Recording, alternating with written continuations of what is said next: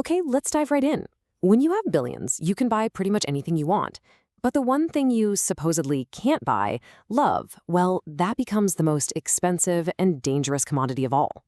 We're going to explore this high-stakes and, let's be honest, often transactional world of love and marriage for the ultra-wealthy. This is that fundamental, age-old question that our source says just haunts the super rich.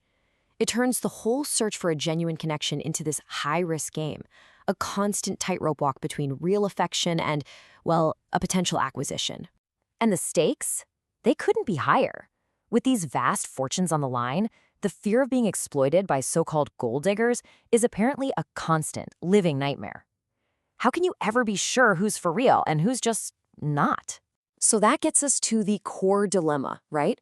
In a world where you can snap your fingers and acquire a private jet or an entire museum for the weekend, how on earth do you find the one thing you want for free? Genuine love. And the source points to a really stark reality here. 89% of people with a net worth over £100 million are men. Now, that massive gender imbalance, it completely skews the dating landscape, and, as we're about to see, it creates a very specific kind of marketplace. So, how do they navigate this minefield? Well, the source highlights two very, very different paths to finding a partner, and each one has its own set of rules, whether they're spoken out loud or just understood. The first path is just openly transactional. It's facilitated by websites that connect wealthy sugar daddies with sugar babies. Look, it's a straightforward arrangement, maybe a little controversial for some, but the terms are crystal clear from the get-go. And the compensation is direct. We're talking about an average monthly allowance of around £3,000. It's a simple exchange, really, companionship and the lifestyle that comes with it, in return for cash. But for those who are looking for something that at least feels more like true love, there's a much more exclusive and way more expensive option. This is for the billionaire who really wants to believe they're being chosen for who they are, not just for what they have. Get this. Top-tier matchmaking services, the ones that promise to rigorously screen out any gold diggers, can charge membership fees up to an astonishing £300,000.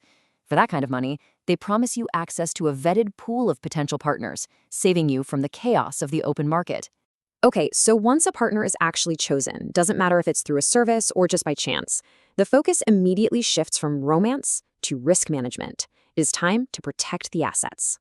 And this is where the prenup comes in. It's the ultimate tool for managing financial risk in a relationship. For the super rich, it's not just some legal document, it's a fundamental part of the pre-marriage checklist. But prenups are a total double-edged sword. Some of the lawyers in the source argue they're the only way to be sure you're being married for love, but then others claim they inject a death wish into the marriage from the very beginning, turning a union of love into a pre-negotiated business exit.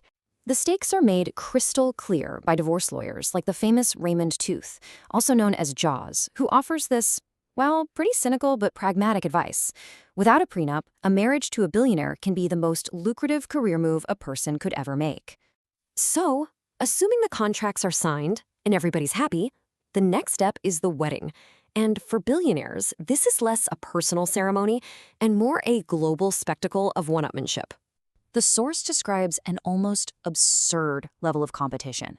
Planners get these insane requests for everything from installing a perspex floor on a lake so guests can walk on water, to hiring entire museums, to, yes, dressing up a troupe of horses as unicorns. It is all about doing what has never been done before. And the costs? I mean, they're stratospheric. The most expensive wedding on record, and this was way back in 2004, cost a staggering $78 million.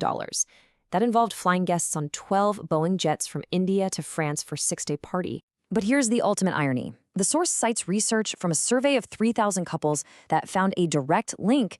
The more a couple spends on their wedding, the more likely they are to get divorced. So the grandest display of commitment is often a prelude to the quickest separation.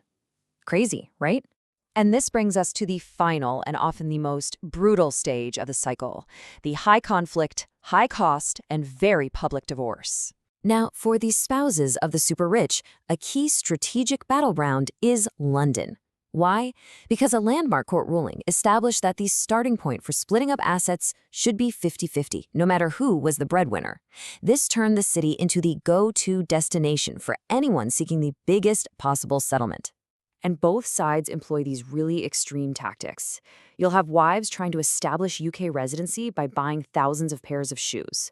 One even put every top divorce lawyer in London on retainer so her husband couldn't hire them.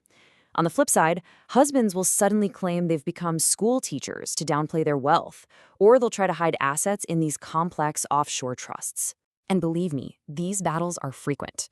The source states that the divorce rate among ultra-high net worth men is a staggering 42%, with nearly a 1 in 2 chance of a breakup. All that prenuptial planning and those divorce tactics, they become an almost inevitable part of the life cycle. It's this tragic, repetitive cycle. As the source notes, despite the financial devastation of a high-conflict divorce, a lot of wealthy men just repeat the exact same mistakes, often going out and looking for a clone of the wife they just spent millions divorcing. So we're left with this really thought-provoking question. The source suggests that while, yeah, genuine love is possible for the very rich, the wealth that makes them so desirable also becomes the single biggest obstacle to a lasting relationship. It's a paradox with a $1 billion price tag.